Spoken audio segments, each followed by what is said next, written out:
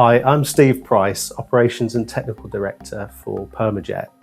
I'm here today to give you a few hints and tips and guidance on preparing your image for print to get the best results from your printer.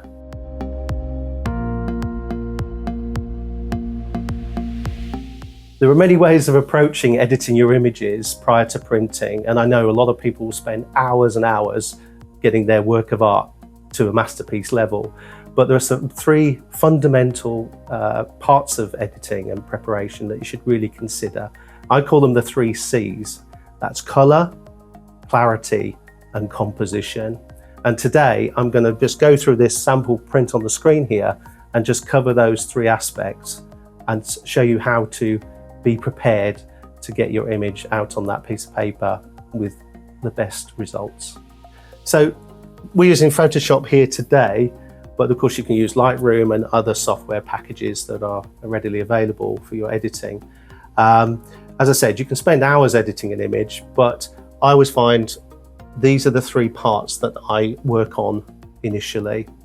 So having opened this image here, on first glance, it all looks very good and dandy and looks like it'll be a nice print, but there's always things about your monitor that may be not showing you everything you need to be looking at, and make sure that's calibrated, because a calibrated monitor will give you a bit of an advantage as well. So we're talking color first of all. There are color controls by using profiles, and that's the part of the transition of the image to the print paper. And we'll talk about that a little bit later in another video. But when you're opening your image on the screen, I'm talking color from the aspect of the cleanness of the image that you've captured from your camera. And it can be quite surprising, some very simple things you can do without spending hours. Having opened the image, on first glance, as I say, the image looks really, really nice and clear. So what we're going to do is go into a tool called Levels. So that's found by going to Image, Adjustments, and Levels. And within this, you'll find that there are 3 dropper tools, a black, a mid-grey, and a white. And the advantage of using these is that you can control the histogram of the image and bring the whitest white to the white end of the scale and the blackest black to the black end of the scale. Now, this does need a little bit of sympathy when you're using it, because you can overuse it and it can make the image look really bad. So it's always very subtle adjustments you're looking for. And you'll either use mostly the black or the white dropper. You have to consider the image, and you can try both before you commit. But I think on this image, we're going to go with the white dropper, because I can see that some of these areas, the blacks are not totally black. And if I mess with those, it's going to change everything else. But we've got some really nice white sugary powder down here, which I think would be better if it was more like a snow white. It's a bit gray at the moment. So if we go with the white dropper and bring this part of the print into white, the whitest spectrum. Now, just by doing that, we've not gone beyond the contrast of this. We haven't gone too high over the top of the highlight. It's brought a bit of zing to everything else, and we can preview that, just turn that on and off. Now look at that sort of muddiness you've got over the image, and then when you switch it back on, wow, that's just lifted it only a little bit. You only want subtle changes, and that's brought all the white point down here more into the white spectrum rather than the grey white, and all the other colours follow with it.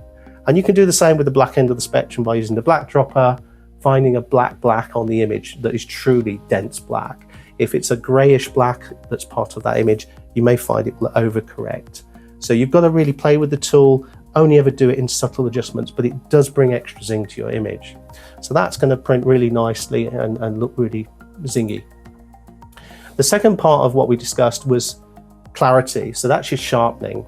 So sharpening, everyone does sharpening, and people do it in various different ways, and people have different methods of and tools and even plugins for doing sharpening.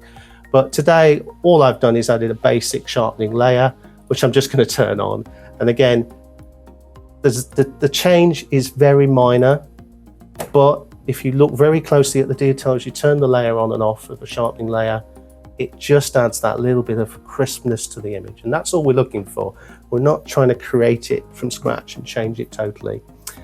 The third part of the equation, the third C of the equation as I call it, is composition. You can have an image from a camera that could be many pixels large, and it's really way oversized sometimes for what you're going to print on a sheet of A4 or A3 paper. To avoid cropping and losing parts of your image, I always find it's easier to actually crop the image to the composition of the paper size, so you're not getting any wastage. If I truly want all that image in the sheet of paper, the quick fix is to actually set up your cropping tool to fit the image size, and that can be done very simply. I'm probably teaching everyone things you already know, but this is really good to do, and it's good practice, and you can put in pixels or ratios, and I would normally put in the width and height. So if I wanted to have this is going to be obviously an A4 landscape print, so 297 by 210 would be my preferred preference. So I'm going to go for 297 millimeters across and 210 this way. And for basic print output, we probably have this long discussion about this, but 300 pixels is sort of everyone goes for. 240 would be your absolute minimum. So we're going to just run this at 300 because printing at 300 is pretty good most of the time, but never go lower than 240 if you're worried about file sizes. And that gives you then a composition crop that you can now play with and obviously maneuver to suit. So you would then crop that image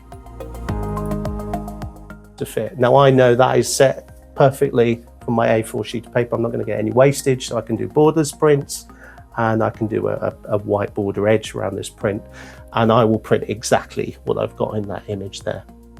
These are just 3 simple things you can do. The 3 C's: color, clarity, and composition. It's not rocket science, but it can be overlooked. But if you do this, you will be getting a good quality print on some good quality PermaJet paper.